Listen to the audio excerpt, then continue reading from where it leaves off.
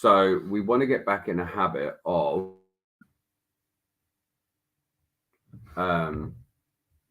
getting out there, doing some lives, having conversations. Morning, Darren Green. Morning, Matt Hall.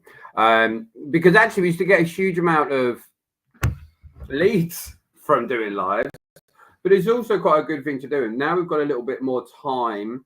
Now our new systems are even more in flow. We're also wanting to scale out and get a few more industries being helped. So it makes sense for us to do it. So I'm literally hopping on here if I've got 20 minutes beforehand, trying to set this up, and I'm not good at multitasking, if I'm completely frank. And then let's get into it. Big thing I'm hearing a lot about for most people at the moment is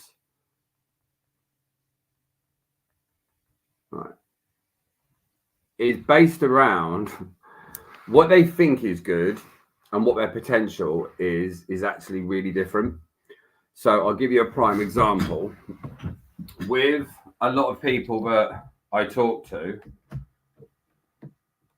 if we realize that the results that we're getting are crappy, we have to take a little bit of accountability for those results being crappy. We also have to take responsibility for this. I've got this new Bendy mic thing, it's pretty annoying.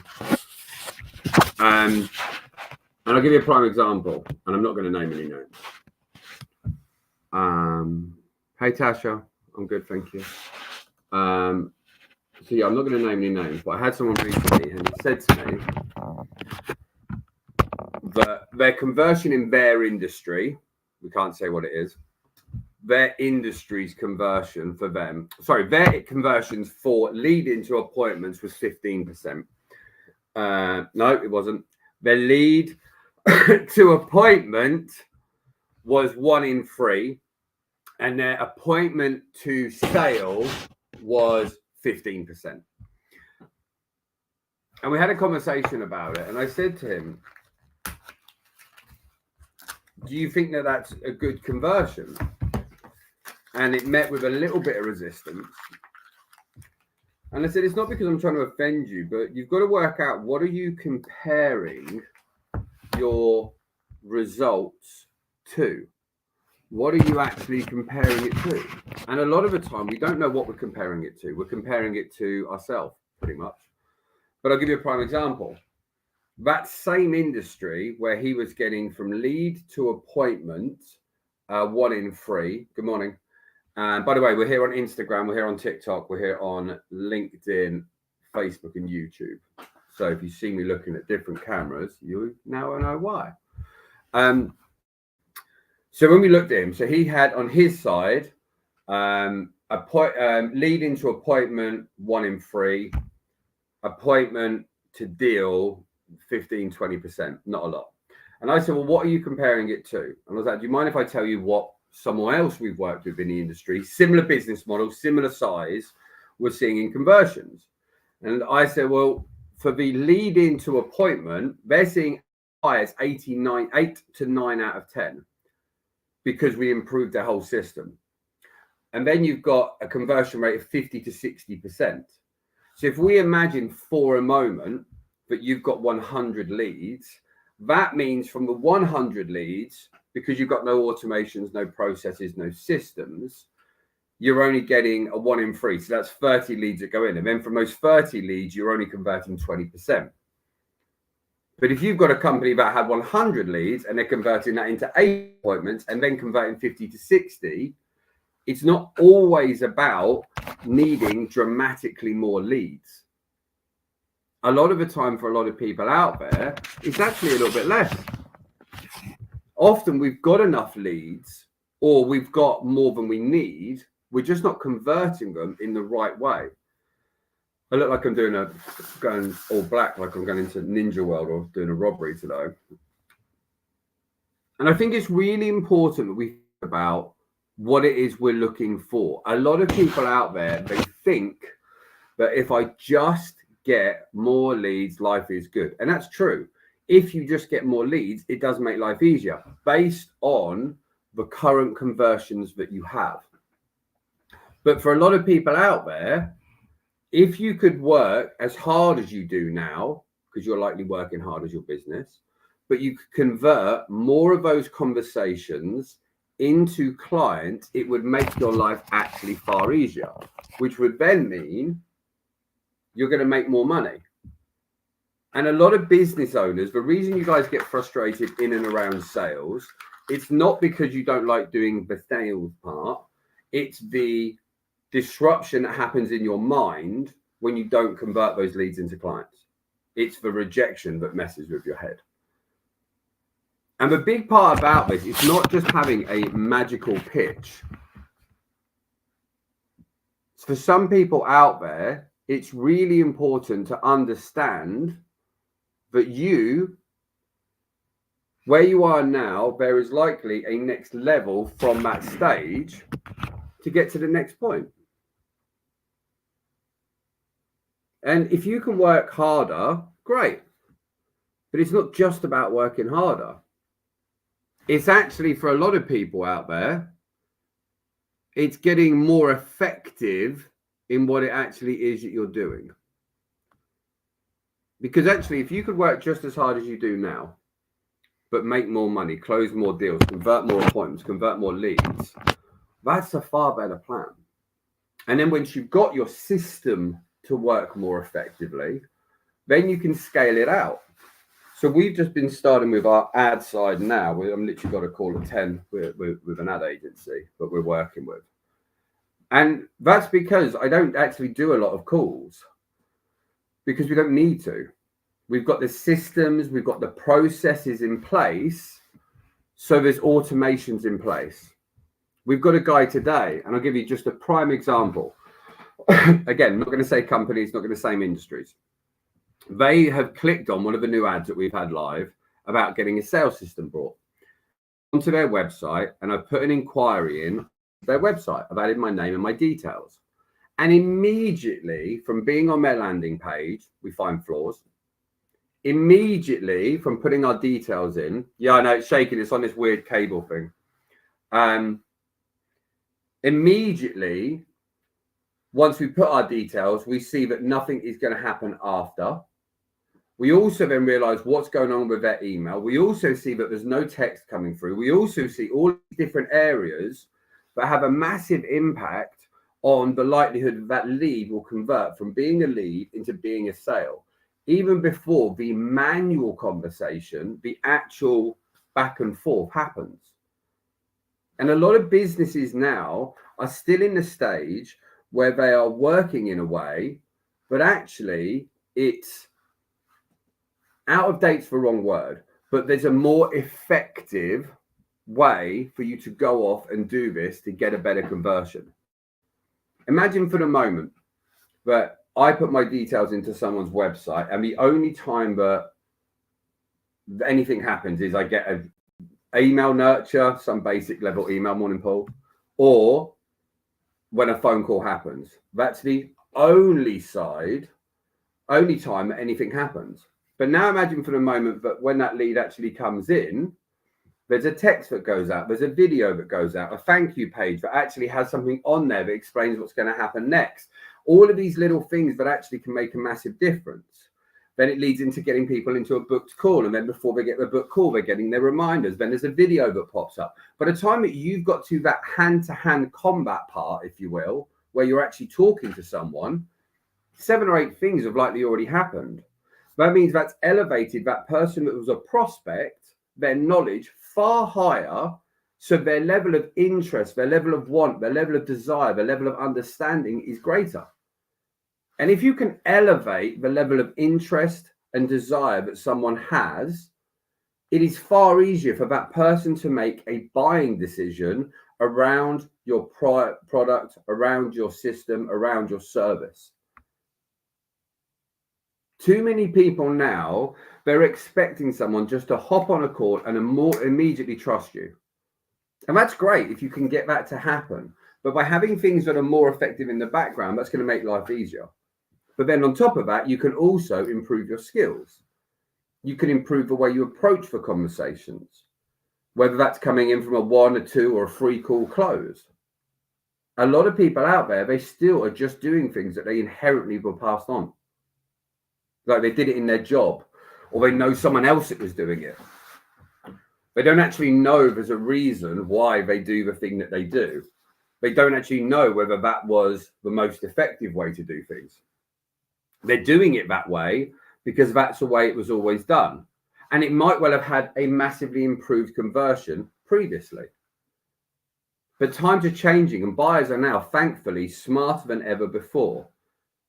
We all of us, demand better service when we go and do something.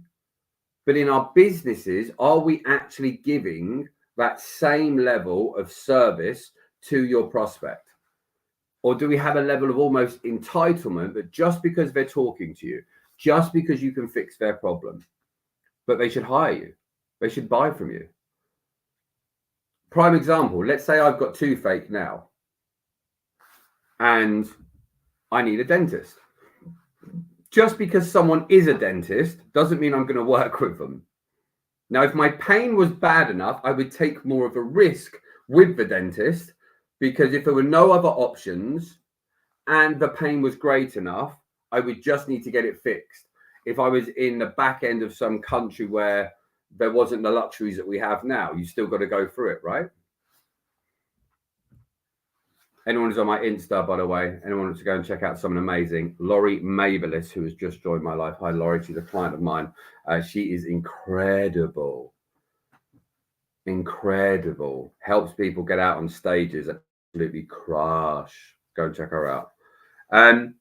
So we've got to make sure that when people are having conversations with us, when they're finding us, when they're talking to us, how are you making it easy for them to buy and trust you?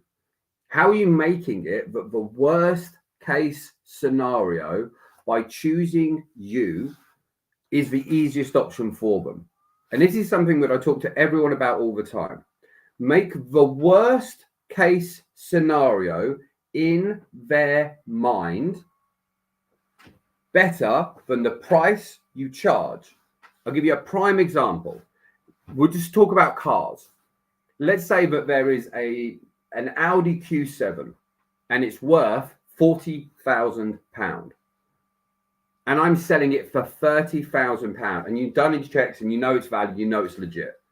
If you bought that car and you wanted to sell it tomorrow, you could still likely make money from it, because the worst case scenario is greater than the cost. So I could buy it, and if I needed the money quick, I can sell it fast. Now, if that same car was £32,000, and I know my TikTok's just kicked off. Sorry, TikTok. I've got some app that stops me going on my apps all the time, and I forgot to turn it off. So if that car's £32,000 and I'm buying it for 30, the worst case scenario might be 29,000. So although that's still not that big a risk, it is not as easy a decision for me to make that decision to buy it, because the worst case scenario isn't greater than the cost. And most people out there, we try and sell a product and we sell an offer based around the best case scenario, when actually what we should be doing is, that's a good thing. Sorry, TikTok. Sorry, TikTok, my app kicked in. I've got an app called Opal, if anyone's used it. It limits your social media apps. So yeah, get to the stage of working out what is the worst case scenario from your prospect's eyes, not from your eyes, not from your guarantee, not from that stuff. What is the worst case scenario from your buyer's eyes that if they worked with you, you need to go out there? You've got to go out there and have the conversations to understand what the worst case scenarios are. Because if you only sell based on the best case scenario, people don't always believe that. They're going to think, what's the worst case scenario? What about if only 50% of this works? What about if only 30% of this works? What about if this doesn't work? What if that doesn't work? What if they're lying about this? What if actually that's the best case scenario and it doesn't work for me? All of those things come into someone's head. And it's so important But now when you're going out to the marketplace, you can talk about how the razzle dazzle of working with you is great. You really can. But actually, the big part with this is if people know this is the best case scenario and this is the worst case scenario, and the cost of it is here. If this happens, amazing. If this happens, it was still worthwhile exchanging the money in my bank for the product. That should be the main goal here. Is anyone that buys your product or your service, but at no point do they think, I should have left that money in the bank. I should have brought from someone else. I should have done this. You don't want people shooting all over themselves. So it's really important to work out, if you're going to set out appointments, if you're going to try to kind of close more deals, work out what the worst case scenarios are for people by using you. We have to put our ego to one side. We've got to make sure we're putting ourselves out there and really understanding it. And then what you can do is reverse engineer this. And then you go, okay, how can I then prove to them that the worst case scenario is actually better than they thought? Prime example, I will have people now that will tell me about they've been in sales for 5 years and I've done this and I've done that and blah, blah, blah. So they don't believe that they're actually going to get any value from it. So then I'll say along the lines of, I get the feeling that you're open to this, but you're just not sure if you're actually going to get value. Is there some truth in that? Sure. Okay, if I can prove to you on this call right now, 2 or 3 areas that you're probably doing wrong and you see the value, would that be enough for you to move forward today? And if they're like, yeah, if you can prove it to me, great, brilliant. And then we go through proving, right, this is what you do. If you did this, this would change. If you do this, currently, this is the problem, this is the result. If you do this, this would change. And now we can get someone to realize they have a better belief in the worst case scenario. The worst case scenario isn't as bad as they thought, which then makes it far easier to make a decision because we made the worst case scenario better than the cost. Now that's a bigger gap, makes it easier for them to buy. Right, this is the first live we're coming back after, I don't even know, about 8 weeks of us being off from here. So we're going to start doing a few more lives. Feel free to tune in with it. We're going to break up the different conversations. If you guys want to come along to any trainings, we do a training on a Monday morning, part of our Sales Accelerator program. Drop me a DM if you want the details. You can actually come along and do a session and test it out. And you can just join us, low subscription, just because we want to help people level up as much as they can. So drop me a DM if you want some help with that. Thanks for tuning in. LinkedIn, Facebook, YouTube, thank you. TikTok, thank you. Instagram, thank you. Happy Thursday, everyone.